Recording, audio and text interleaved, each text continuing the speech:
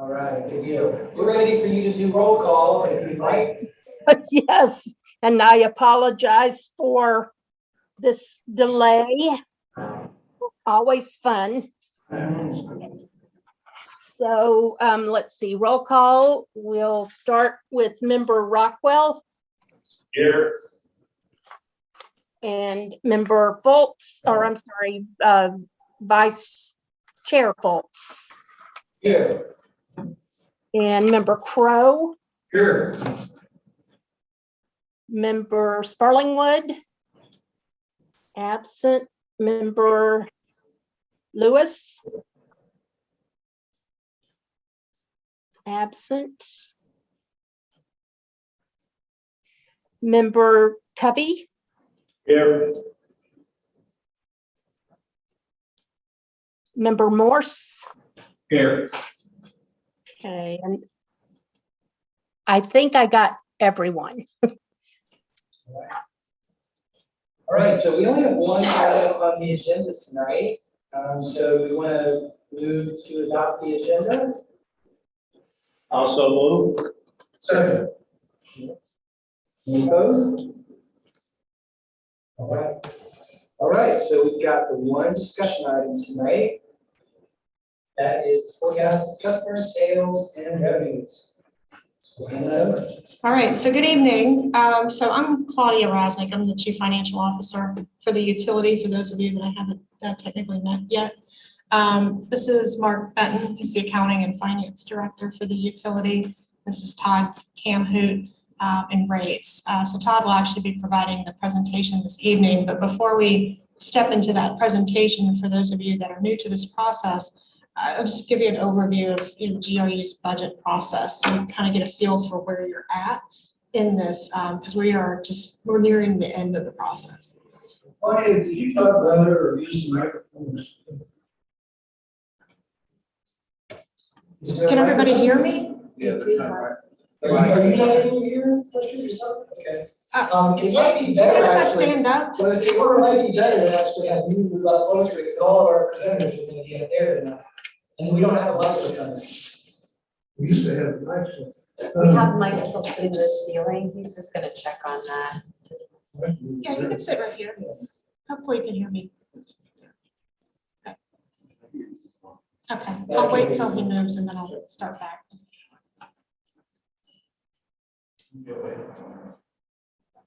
He's just gonna move. Thank you. Getting old as hell, I want you to know. Can you hear me from there? Okay.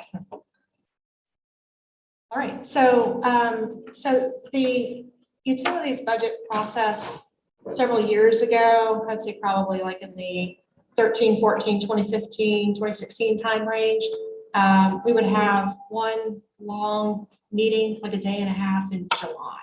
So, and that was the same with general government. So we would come to the city commission in July and just have one really long budget session. When the UAB was formed, there was a request for more educational opportunities with the utilities budget process. So if I remember the years correctly, I think it was maybe 2018, 2019, with 34 budget sessions over the 2-year period between the commission and the UAB. So very extensive information that was covered. Then we had a request from the UAB to, not so much the next year. And then we rolled into the pandemic. So with the pandemic, it was a very abbreviated process. Now we're getting back to what I would consider more normalized budget hearings. So we're not going back to the July long one. It's doing it in stages so that you hear different pieces of the budget process because it's some dense material. So we spread it out to allow for time to digest it as we're moving through the budget season. So this is for FY23. Our budget season is now 12 months of the year. So we actually started last September for 23, start gearing up. And so in October, we start looking towards what we need to do to gather from the operational areas, the other lines of business and those sorts of things. And then in December, we actually talked about the debt piece. So while we're talking about some of these topics with the board and the commission, there's still work being done back behind the scenes. Right now it's on O&M capital. So in December, we talked about debt, the utilities debt portfolio. In February, we talked about rating agency methodology, as well as cash reserves and liquidity. Now we're talking about the revenue side of things, because revenues are what pays for the other things. When we come back in May, we'll be talking about the expense side, and that will be the completion of the budget process. So there are large components of the utilities budget. It's just revenues, expenses, pay debt service, and we build things, right? So that's kind of the macro level view, but it's a pretty complicated process as we move through. So when we come back in May, you'll see capital expenses, O&M expenses, and fuel expenses. Eric will be joining us in May to go over that. So with that, we're going to get the revenue side. So Todd's going to cover the material this evening. If you have any questions, please just let us know. Or if you have any questions about the process, just let us know. We'll be happy to go over it. Okay, thank you. And would you like the whole questions to the end, or? Completely your choice. You're welcome to stop me as we go along. Either one is fine with me.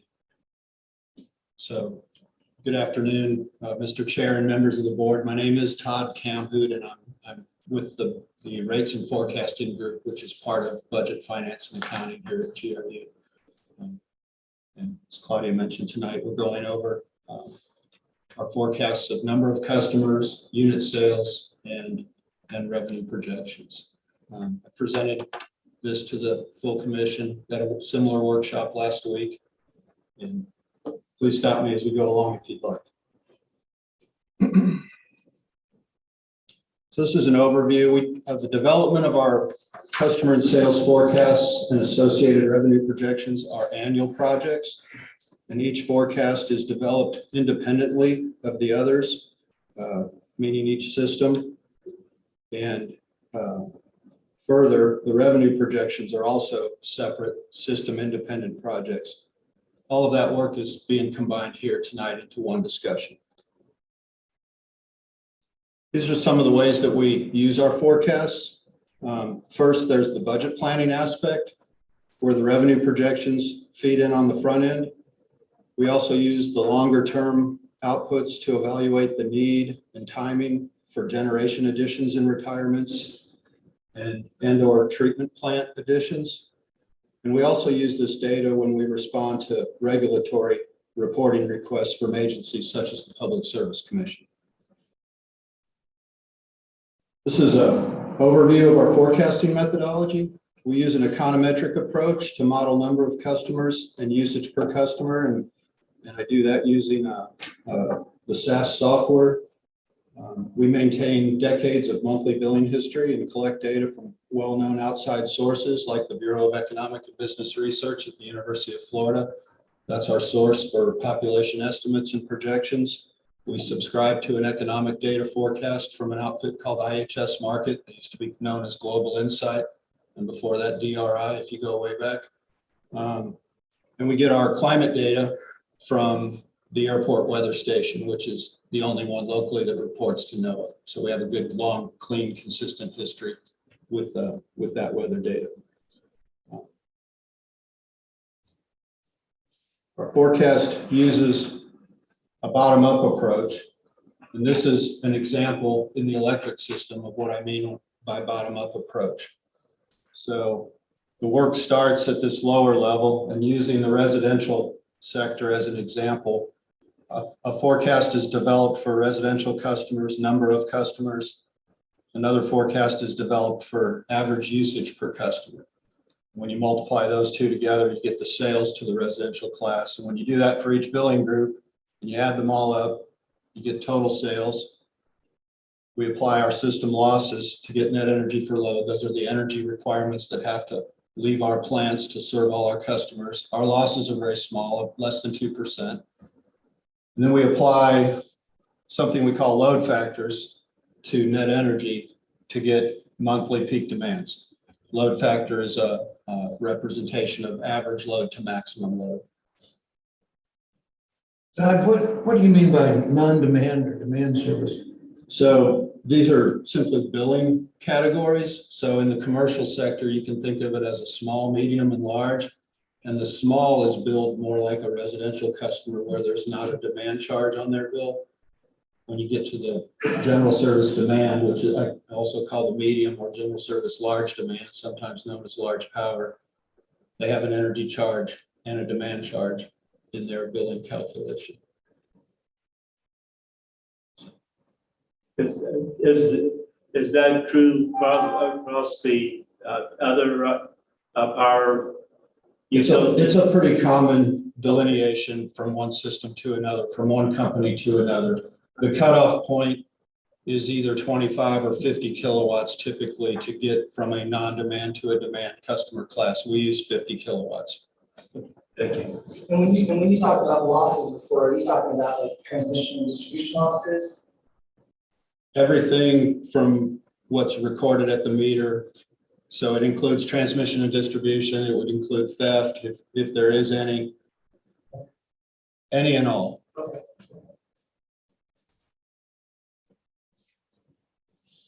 I wanted to talk a little bit about some of the uncertainties that exist in my forecasting work. There are a lot of moving parts, unknowns, and assumptions that go into developing a forecast. And in addition to concrete data and mathematical equations, analyst judgment is a significant component of building any forecast.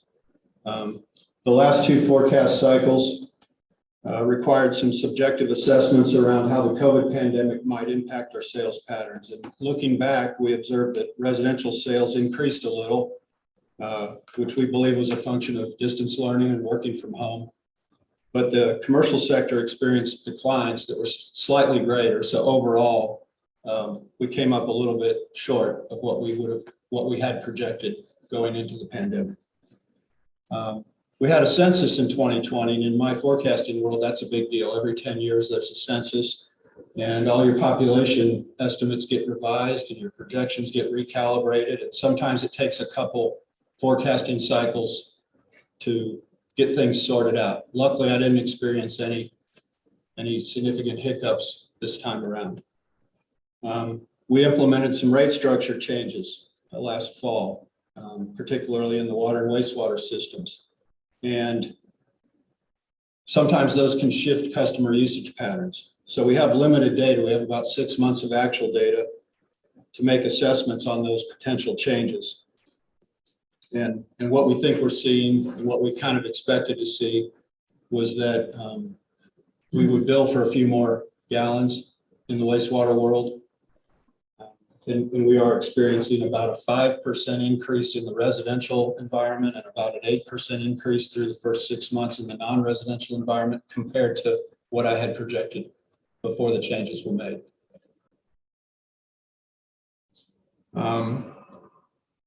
The state of Florida, and more specifically, the Gainesville and Alachua County economies are typically very resilient to outside forces, but there are a lot of pressures currently on the world and U.S. economies. Inflation's been running high, as everyone hears on a regular basis. Interest rates have been moving up. And typically, when the economy drags, consumers will cut back where they can. So this can tend to translate to flatter sales if the conditions persist. We've accounted for impacts from solar net metering and electric vehicle charging in our electric sales forecasts. Net metering acts as a conservation measure and tends to lower sales, while electric vehicle charging is a relatively new utilization, but it's expected to ramp up quickly. And the net effect between these two technologies is that we expect overall sales to increase as a result of the electric vehicle charging. And you'll see that in some of the charts that I show as we go along. More of that is happening in the out years compared to the near term. Lastly, this forecast does not include any prospective policy changes that might restrict future operations in our natural gas system, such that continued modest growth in number of customers is expected. Okay. Shifting gears. This chart is showing number of incremental customers, residential electric customers, over the last 10 years in each of the 4 systems.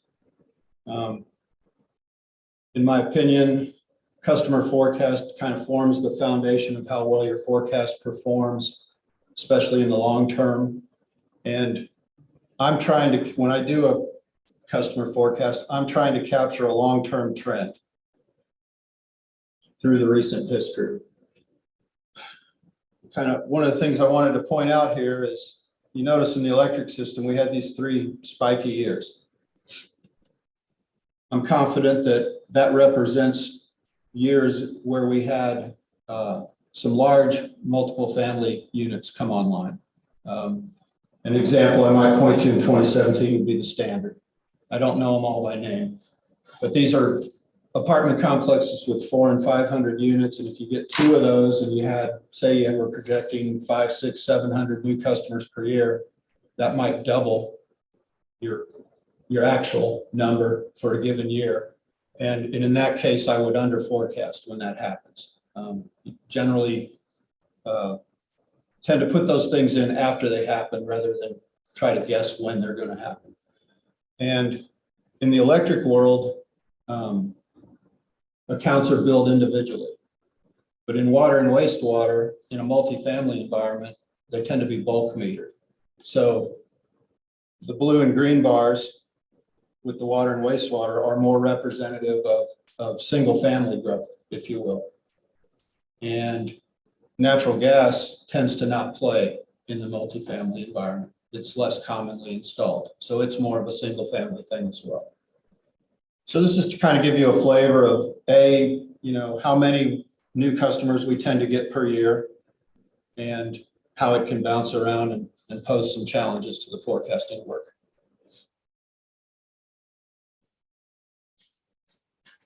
The remainder of the presentation is going to follow a pattern where we explain common components of each system's forecasts. And I'll start with the water system.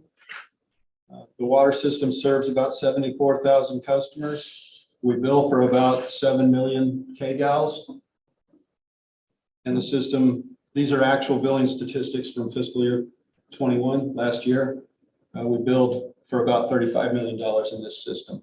So this is showing, these are the major billing categories over here.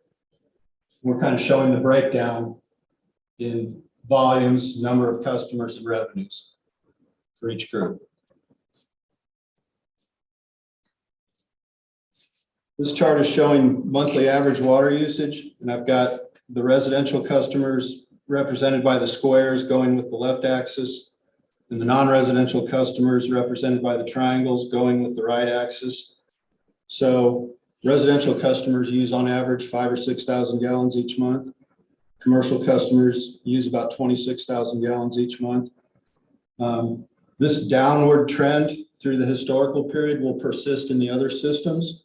It reflects all the factors that contributed to efficiency gains and conservation over time.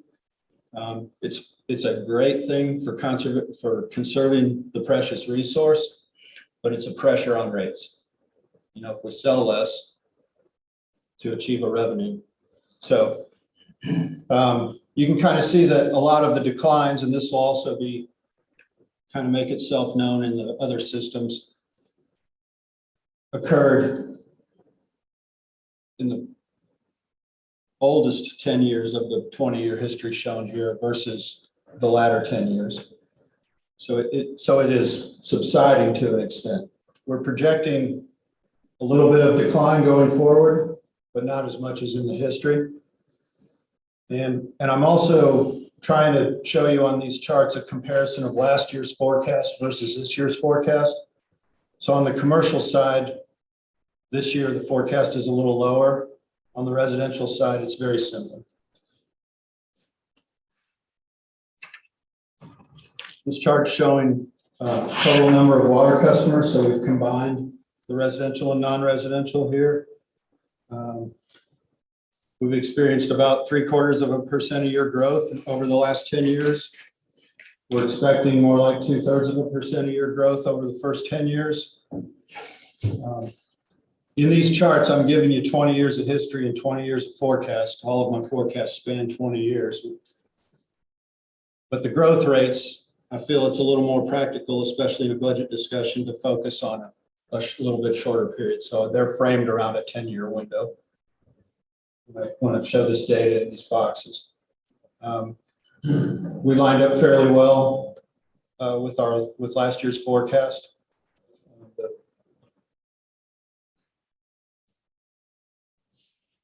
And when you marry the product of usage per customer and number of customers, you get the total sales. And these are the total sales in the water system, which also include our sales to the University of Florida. Again, you see the decline, the conservation over time.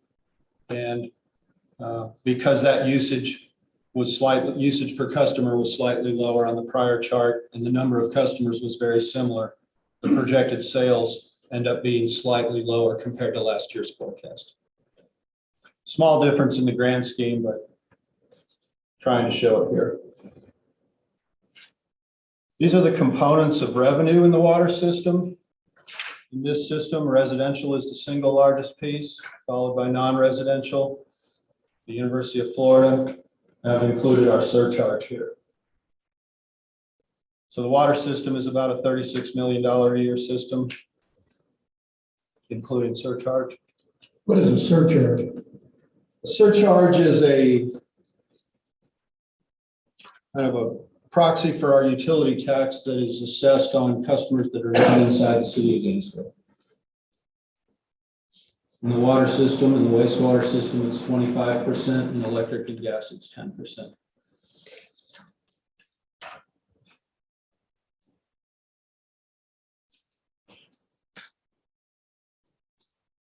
This chart shows the combined revenue from the prior chart in the blue bars on the left against what I projected last year.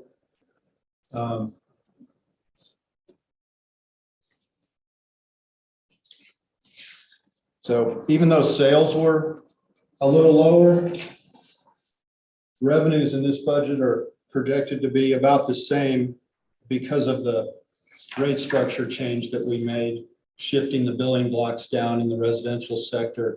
So we expect to bill a few more gallons at some of the higher prices. But it's in all very similar to the revenues that were anticipated in last year's budget. There'll be a chart like this for each system. And I kind of also want to emphasize that the 10 years of projections in revenues are based on current pricing. No rate increases are included. I passed this work off to our budget folks, and when they made it up against expenses, they determined any need for changes in revenue at that point. Moving on to the wastewater system. The wastewater system serves about 66,000 customers, bills for just under 5 million kgals per year. Revenue is slightly higher than water at about $39–40 million a year. The statistics for the reclaim system are shown below.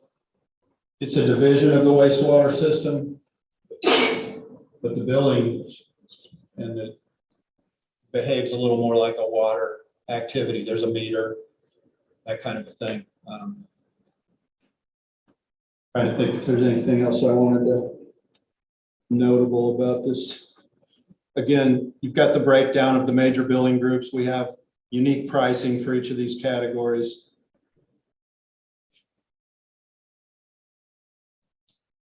This chart is showing the monthly average billings in the wastewater system. Same concept, residential here, non-residential here. Wastewater billings are a function of metered water, so they follow a similar pattern.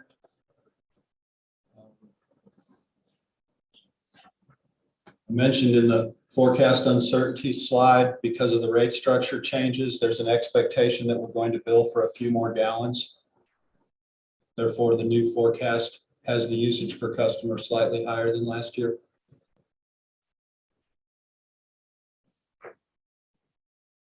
This is number of customers in the wastewater system.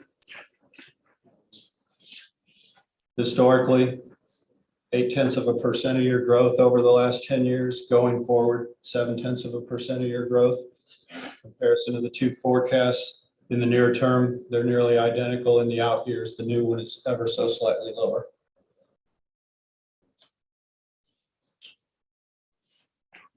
Again, taking the product of usage per customer or billings per customer in the case of the wastewater system and number of customers gets us to total volumes billed in the wastewater system. We expect them to start off a little higher. And some of that customer behavior is expected to taper over time such that the forecasts converge in the out years, which translates to a lower rate of growth in the new forecast, even though the nominal level is slightly higher. This is probably the system and the figure that I will have the most challenge with in the near term as I watch the new data come in because of the structure changes. These are the components of wastewater system revenues. Again, residential makes up the largest piece. And one of the reasons in these systems that residential is the largest piece is the sheer volume of number of customers. And as you're aware, we have a monthly billing, monthly customer charge. So the revenues from the customer charges support a lot of this revenue, more so than just from the gallons billed. There's a very small piece associated with biosolids, which is like septic haulers bringing effluent to our plants for treatment. The reclaimed water is this small slice, and the surcharge at the top. Again, starting off at about $44 million a year in total.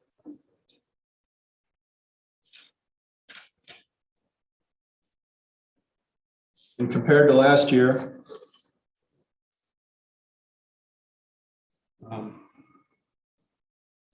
wastewater system revenues are about 8% higher than what I projected in last year's budget. That's a combination of the 5% base rate increase that was put in and the rate structure changes. Those both took effect October 1 of 21. Excuse me.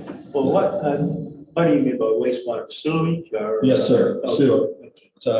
It's a kind term for sewer.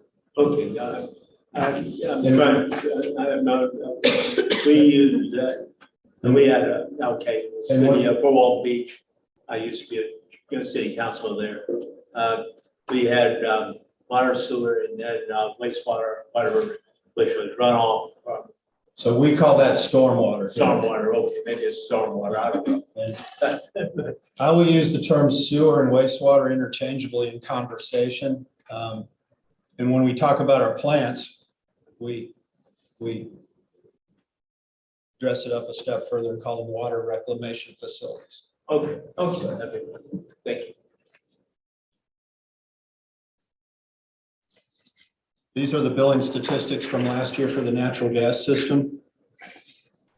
And these are the customer categories. We essentially have 4 retail categories: residential, a small commercial, a long-standing regular commercial, if you will, and a large volume class.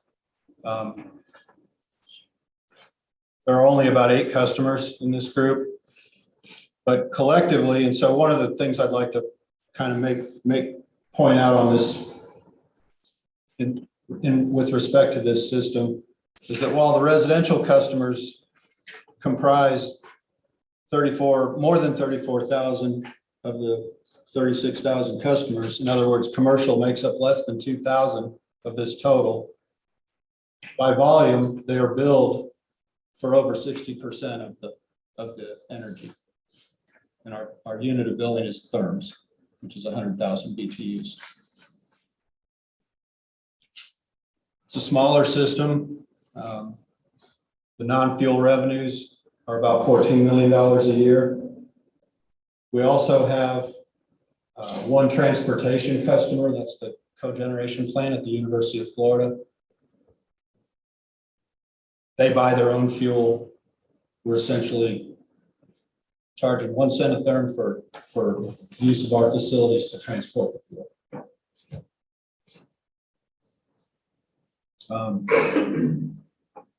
Similar to the other systems, this slide is showing monthly average natural gas billings, and sales in this system are more seasonal than in any of our other systems. And that's because space heating loads dominate the short duration, high usage winter months. And in that way, the gas system helps reduce volatility of electric loads in winter. Can I ask you a question real quick? Yes, sir. But going back to the previous slide there, where you had the, yeah, so in all the other slides that you presented that look like this, the percentage volume and the percentage revenue were much closer to match. And I'm just trying to understand, like, I guess mathematically, like, why that is the case here. So again, I'll use the customer charge as the driving force behind that. So if you have 35,000 customers being billed, I believe it's $9.75 a month customer charge, even if their usage is very low, that's where a lot of the revenue comes from. Okay. So a small number of customers, the rates are also structured differently. In this system, the cost per therm is highest in residential, next highest in small commercial, next highest in medium commercial, and lowest. The large volume folks are essentially contracted for a minimum of 30,000 therms per month. And they only pay for fuel on what they use, but they're billed for a minimum of 30,000 each month. So they elect into that rate category. Otherwise, the default would be the commercial firm group. Thanks so much. Thank you. You know, cancer center, vet med, hospital, the waste management, garbage truck refueling, that kind of, the asphalt plants, those kind of industrial loads with a lot of heat processes. Thank you. Sure thing. So very volatile because of weather in the gas system, and most even more so in residential. So I often circle 2010 as that was one of our coldest winters in recent history. We had about 1,800 heating degree days that winter, and a normal winter is 1,100, 1,000, somewhere in that range. So the month-to-month variation can be very high and of short duration with the winter season in the gas system if you're a residential customer. If all you're doing is heating water in the summer, you might be billed for 5 therms. If you're heating your home in a cold January, you might be billed for 80 therms. So the other systems are much less variation month to month on the residential side. We have experienced conservation in this system as well. And again, we believe a lot of that is due to appliance efficiencies, improved building envelopes, all the same kind of things that impact savings in the electric world and even the water world. Kind of projecting pretty flat use per customer on the non-residential side and continued slight decline on the residential side.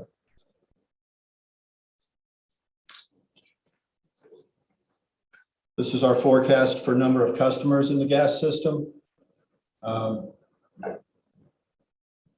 It's one of the faster growing by a small margin. I would say that's largely a function of the geography of each service territory is slightly different, and natural gas is probably the largest, most flexible service territory.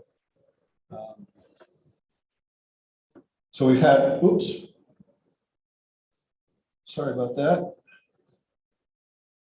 Historical growth was about 1% a year, and we're projecting about 0.7% a year.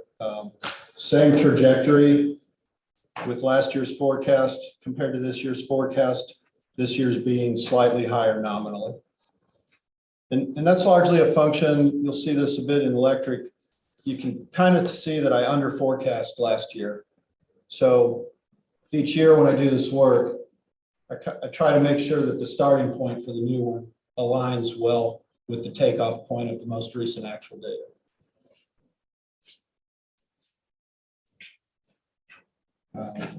The energy sales in the gas system, even though they're even though they're volatile due to seasonality, they're very stable at around 22 million therms per year, very little growth. And that's reflected in our forecast as well. What does the Farmer's Almanac say about next year? Not sure.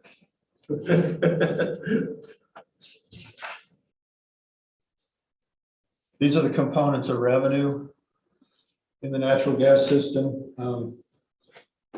Residential is still the largest, but non-residential is closer to balancing. And then I've added in the $35,000 a year, $33,000 a year associated with the cogen transport sale. The manufactured gas plant recovery, it's a component of natural gas billing, and again, the surcharge.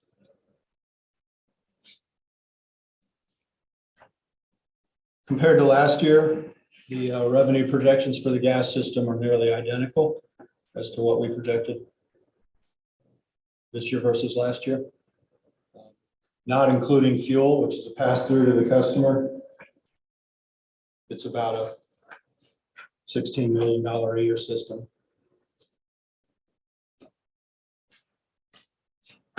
That brings us to the electric system. And these are the primary billing categories. We historically have had some relatively minor involvement with firm wholesale activity. Our sales to the city of Alachua, they were our most recent wholesale customer, and that agreement with them concluded at the end of March. We're no longer serving them energy. We are transporting power that they buy over our transmission system to them, and as well as to Seminole Electric Cooperative at the Farnsworth substation out near Jonesville. So we broke the 100,000 customer barrier threshold in 21. That was kind of a milestone for GRU.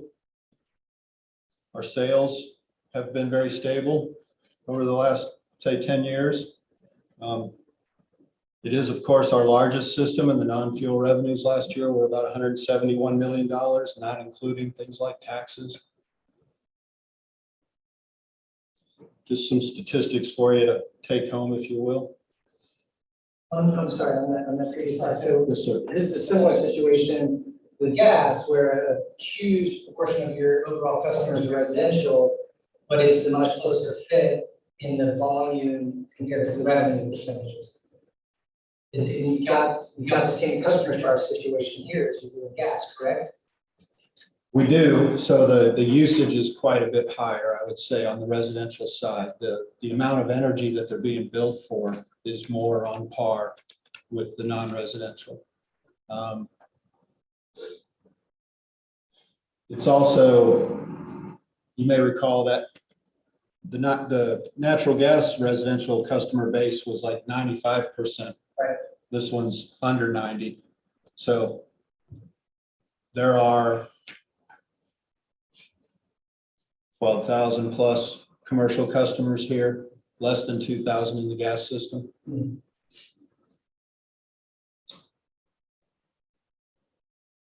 But you are correct, the revenue to usage parity is converging in this system. Yeah, in all the systems except for the gas. That was just the only thing Okay. that kind of jumped out at me, because when I see something like that, it makes me wonder if there's some sort of, like cost disparity, basically, or not Gotcha. necessarily charging what it's actually costing to deliver the service to different sectors,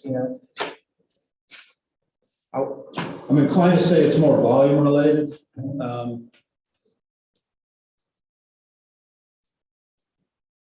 But there is most definitely a relationship within any system in any customer class, how much of the revenue comes from customer charges versus usage. I mean, presumably, like, the folks at gas know these different classes of customers and how much it's charging to deliver services to them, and if they're paying for themselves, I mean, but yeah, that was just the only kind of thing that jumped out when comparing all these different systems that are listed. So we have to, we contract for capacity on the gas pipeline. And most of the volatility that we have to contract for is associated with the heating loads in the winter from residential customers. So it's a balancing act, and it is subjective, but we do cost of service work in a separate project that categorizes the costs associated with each billing class and how much each group's share should be.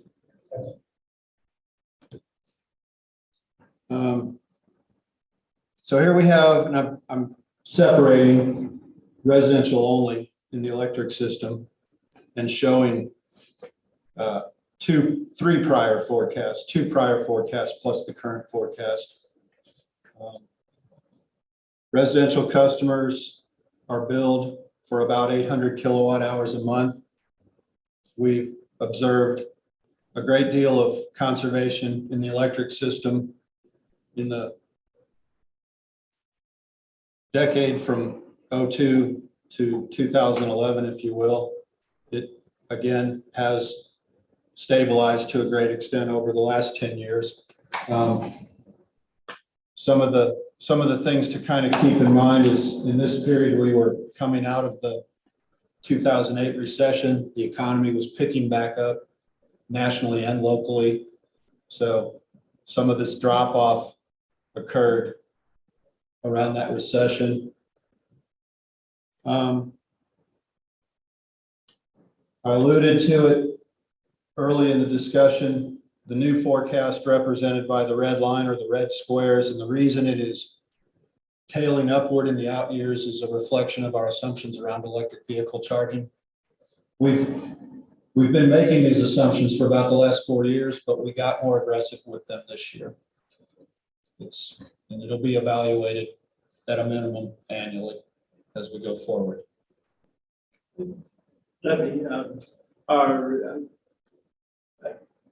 do we have electric charging stations around the city? I've seen several of them. I view it as a relatively small number. Yeah. I'm familiar with the one near, there's two in the Butler Plaza area. The Volkswagen has one and Tesla has one. Those are commercial charging stations. Any retail customer could have chargers behind their meter at their office.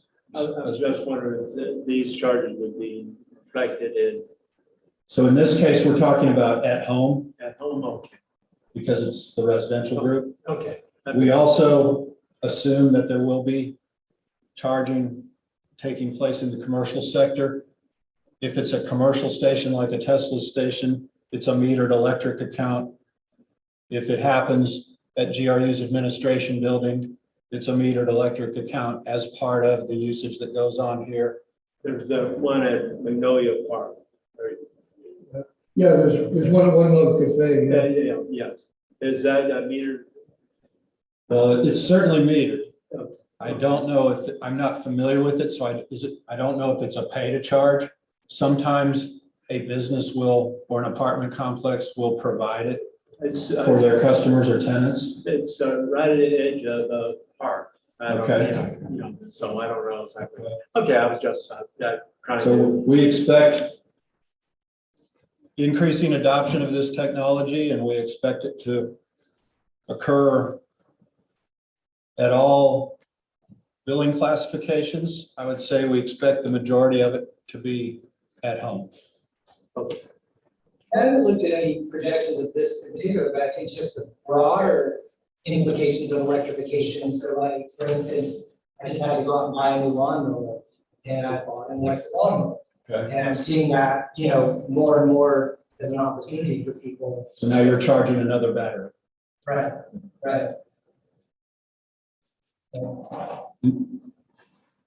I've been doing this a long time. In the old days, we called things, some of these things parasitic loads. When they were real small, and then phone chargers became a big deal. And, modern televisions are in a standby mode unless you pull the plug. So That's a better example of what I meant by parasitic load. But yes, you're right. There is more and more utilization, and to some extent being offset by increased efficiencies.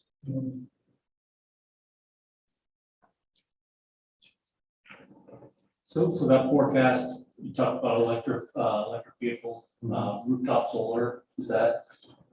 So rooftop solar would be a conservation measure offsetting sales to a residential customer.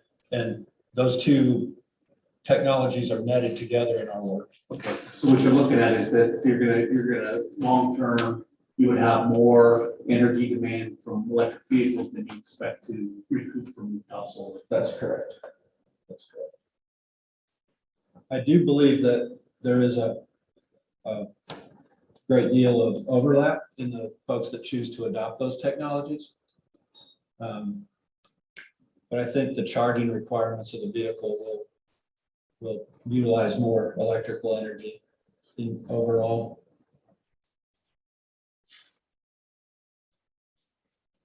This chart's showing a number of residential customers, and from that earlier slide with the bar charts with the spiky years where I under forecast, here's an example where I under forecast last year.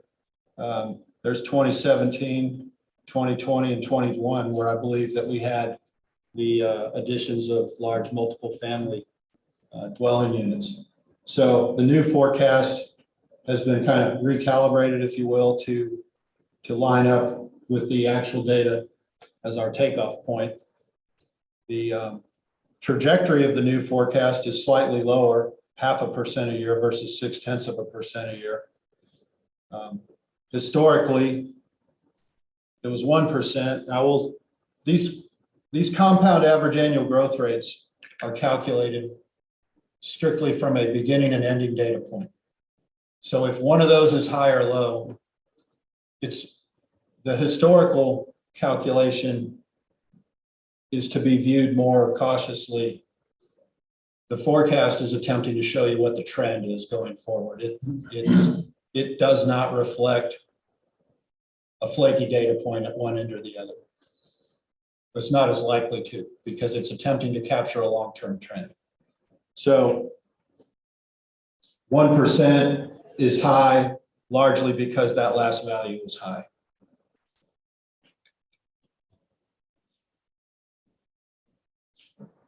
Now we're in the non-residential sector, and here I'm grouping the small, medium, and large together, showing the average usage on a monthly basis. Two prior forecasts, plus this year's forecast. And again, the red line with the squares being the new forecast compared to the two prior ones that were declining slightly going forward. This year's being flat is a reflection of the expectation around electric vehicle charging. We expect more of that to happen than we did before behind non-residential meters, whether they're commercial stations or at an existing business location.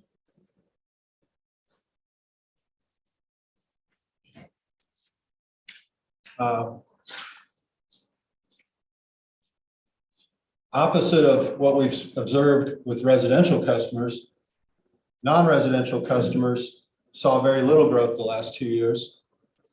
I believe a lot of that's a reflection of the COVID pandemic's impact on business. So in this case, the new forecast was adjusted slightly downward to line up with our recent actual data. Again, we're expecting about 0.7% a year growth here in the non-residential electric sector. Retail net energy for load, that's essentially all of our sales combined, plus losses. Historically, not a lot of growth, in my opinion.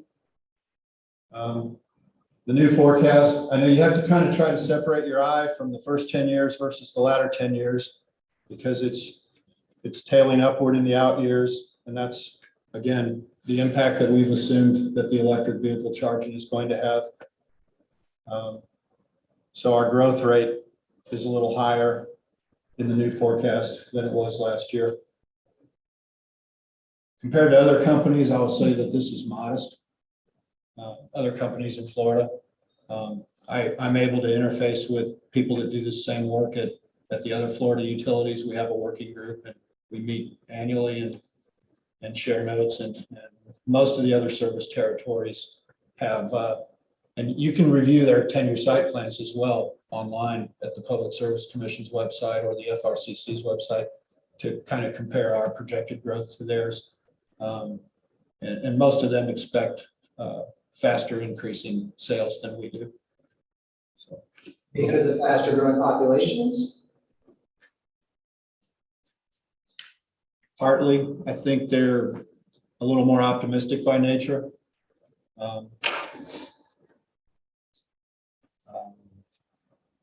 Another factor might be our service territory is more constrained / well-defined than theirs. We have less ability to expand because there's another company on every side of us currently.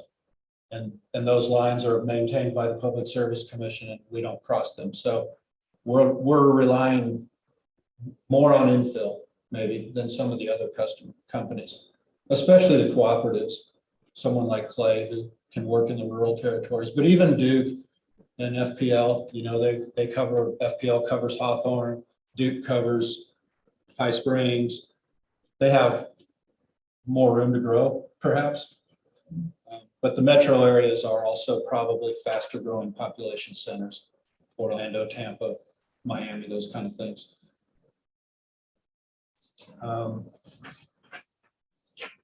These are the components of revenue in the electric system. And so one of the unique aspects here, the non-residential is actually the single largest piece. That's a function of the energy being high and but it's more balanced also, I guess I would say.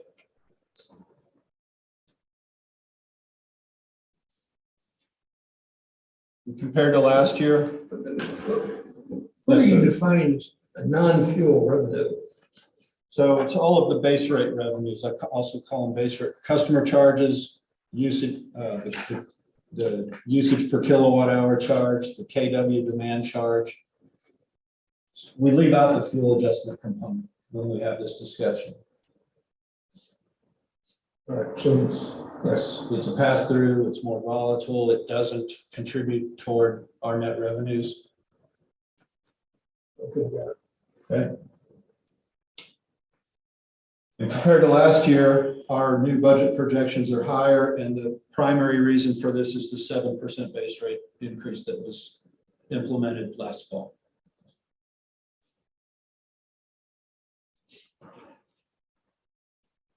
We're getting really close. When you add all four systems together on one chart, this is basically kind of showing you that our non-fuel revenues start off around $280 million a year. The electric system is the largest contributor. Natural gas is smallest. Water than wastewater. Just kind of give you a flavor for how much each one makes up of the total.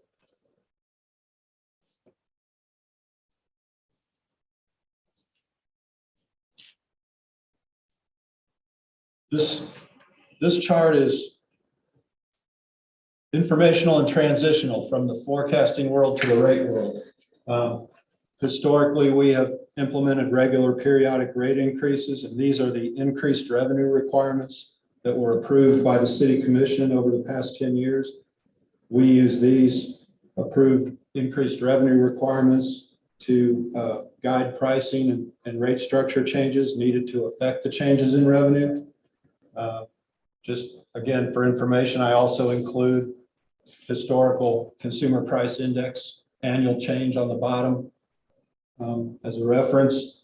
And this last figure, because we don't have 2022 in total yet, it's the March over March value, 8.5%, be the last one you saw from a Bureau of Labor Statistics. Energy products are significantly higher than that. They're like 26% March over March. And food is like 9%. Used cars are like 41%. So anyway,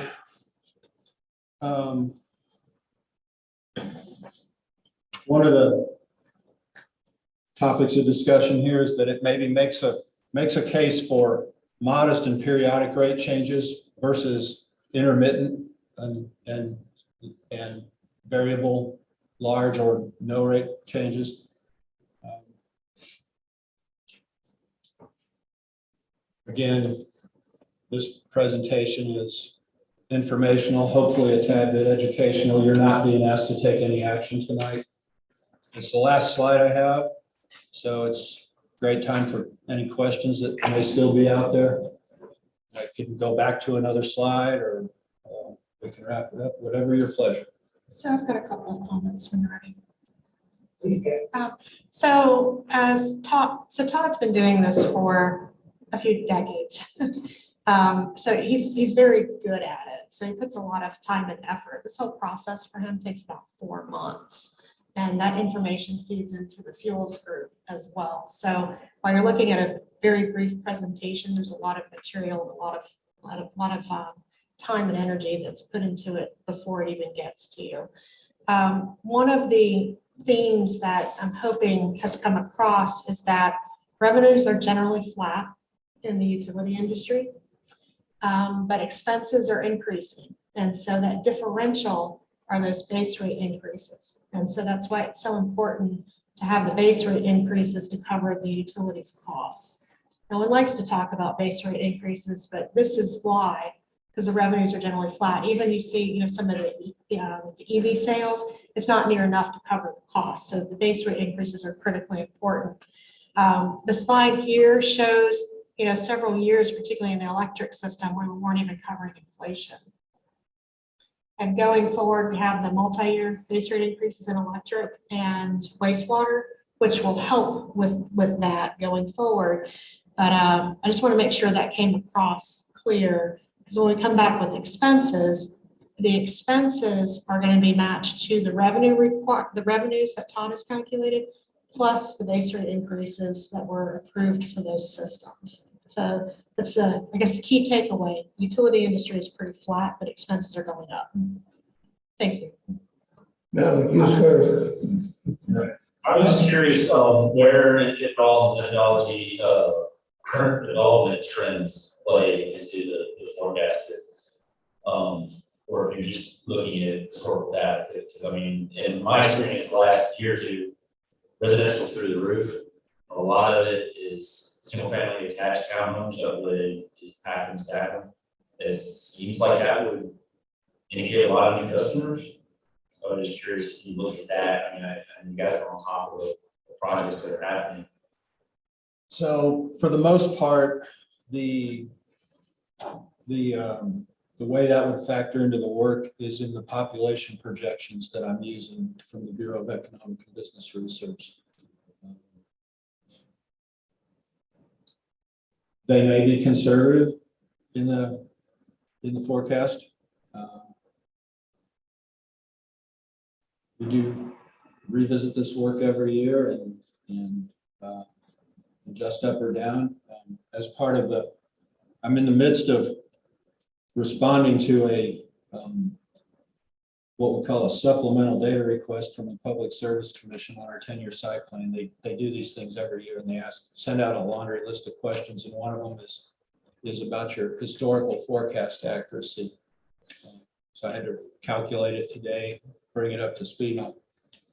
I'm tooting my own horn, which I don't care to, but over the last 10 years, our average forecast error on number of customers was 0.0%. Now, I do agree with you. I'm seeing a lot of this multifamily stuff. Where I get burned in this work is if I prospectively put something in and it doesn't happen. That's probably my highest risk. So I try to capture the likely trends, the 50-50 most likely type of scenario. If we see another 1,700 new residential customers next year, and I only projected 800, I will adjust accordingly. And the energy sales that go with that are not running away from us. We are getting, I agree with you that we are seeing a fair amount of customer growth. Thank you. I'm not sure what you mean by the word requirements here in this slide. The amount of revenue necessary to operate a system. So these are the increases over, if the electric system needs $180 million a year to operate, and we identify the need for an additional 5%, that's what's reflected here. It's a requirement, it's the requirement to cover costs. So it's just the term that's used. So that's the revenue requirement is a requirement to cover expenses. So if the revenues are coming in short, that's the additional requirement in order to cover costs. It's just terminology. And that's what Todd was talking about. His work is all done downstream from price. So he puts those revenues, we put them in our model based on what the rates are as of today. We compare those with the expenses that we're running through the budget. Okay, And that incremental piece is what the my revenue question. requirement. The rates are built into those numbers, and we don't see them here on this slide. Okay. I'm just wondering, how does the University of Florida's population, does it vary from semester to semester, quarter to quarter, or whether or not it leaves a lot of these, I'm just shooting dark, a lot of these residency or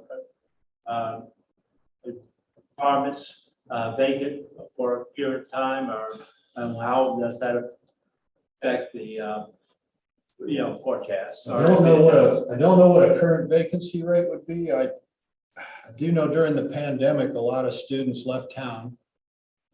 They kept their accounts most likely with us, but they were quasi dormant for a period of time.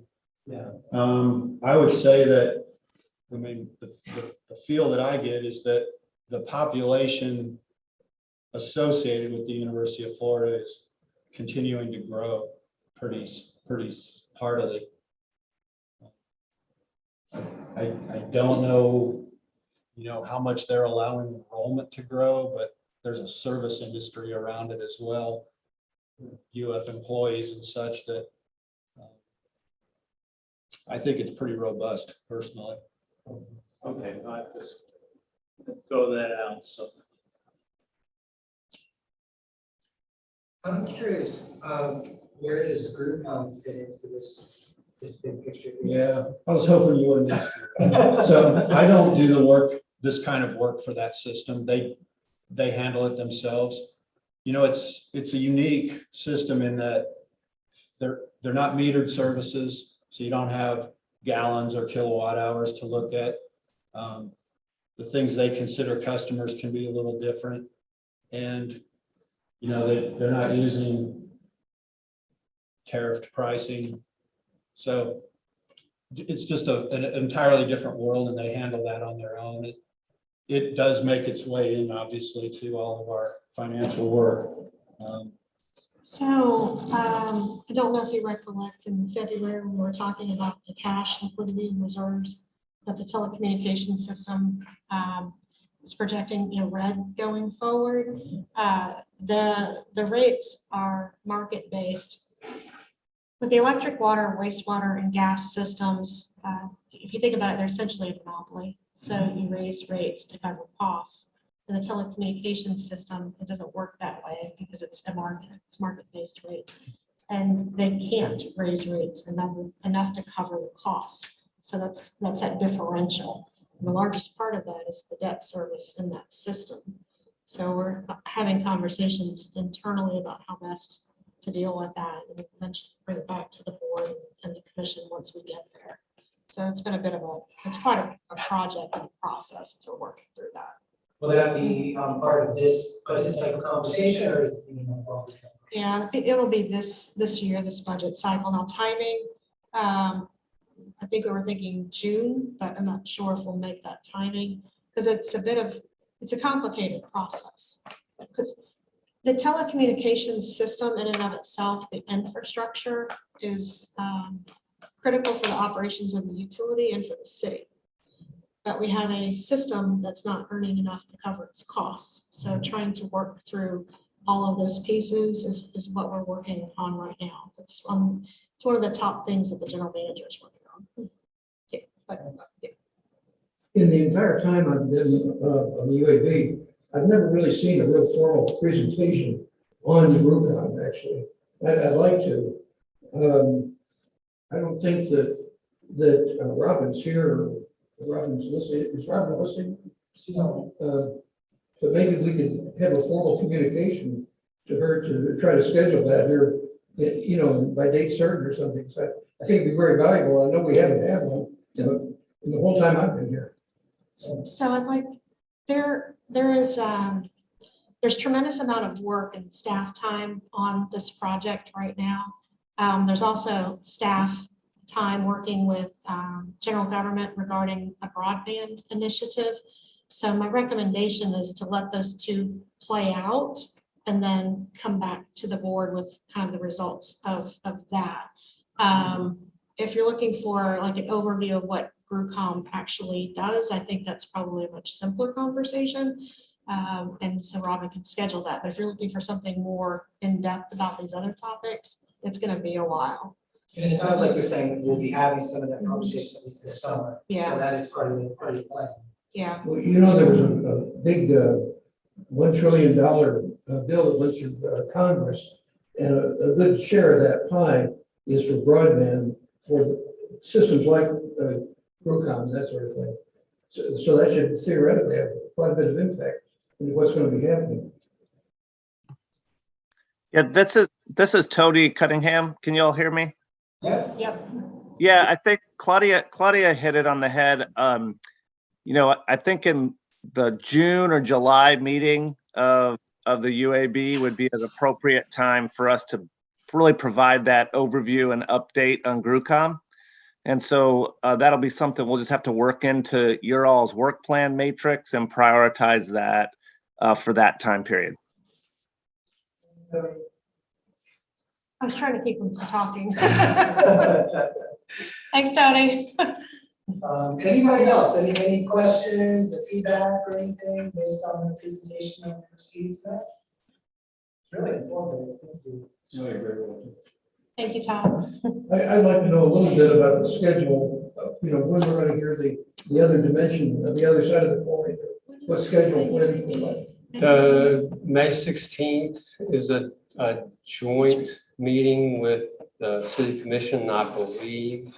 Don't quote me on this, but I believe that is the day that you will hear the capital O&M and Eric will be presenting the fuels, and we'll also talk about the fuel levelization at that meeting.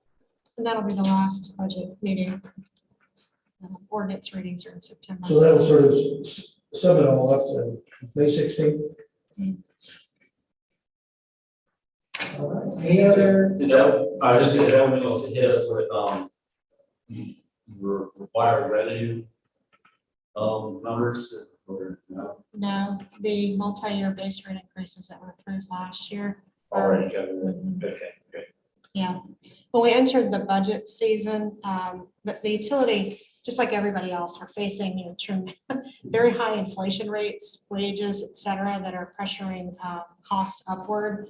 But the direction from the general manager was we needed to hold the line to what we had modeled last year because of reserve impacts and because of the multi-year base rate increases, right? So he's had some very tough discussions, you know, with some of the areas to keep those costs in line.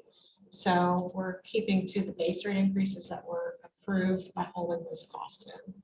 So now you won't have a base rate discussion because it was decided last year. Gotcha. Yeah. So May is the last scheduled budget hearing session, then September are the readings. So we should think of this as supported information for those rate increases, or because I was thinking of it as looking forward into the next upcoming year, but okay. And So the utilities budget, when we come back in May, will show it's essentially, we call it the flow of funds because that's what the bond resolution calls it, but really it's a complicated budget process, but the overall, if you think about it from a macro level, it's revenues coming in, it's expenses going out to maintain the infrastructure, it's debt service, right, that's paying on the capital, and it's the GFT. That's really it. You know, there's a lot of stuff in the middle, but that's really it. So the debt service is essentially set unless we come back and we have, you know, something that we want to change to save money on. The GFT is set for the next 5 years. So the O&M is a number. So let's just call it 152 with an escalator in it. And so that the revenue piece is just going up to cover what's happening in the other pieces. So we'll show you that flow of funds so you can see how it's all landing. Great. Anybody else, any questions specific to this presentation? I want to say that I thought Todd did a terrific job. I appreciate that very much. Yes, sir. Thanks, man. All right, good deal. Well, that brings us to member comment. Is there any member comment apart from what we talked about tonight?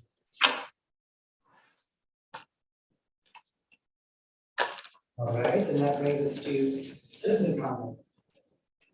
We aren't doing online citizen comment anymore, correct? And that brings us to our next meeting date, which is May 12th. And so just to make sure to clarify for everybody, we are meeting May the 12th, and then 4 days later, we have the joint city meeting on the 16th. Okay, looking at Mark, because he does the calendar. Yeah, you know, I was trying, as I said that earlier, it may be that y'all are hearing O&M and capital on the 12th, and then you're hearing fuels in the joint meeting with the city commission. I know there's a joint meeting on the 16th. I think it's fuels. I think you're right now on the 12th, you're hearing the O&M and capital. See over here. Okay. Well, so that's it. That's our next meeting date, 12, and thank you all again for great information. Thank you all. Bye-bye. Thanks.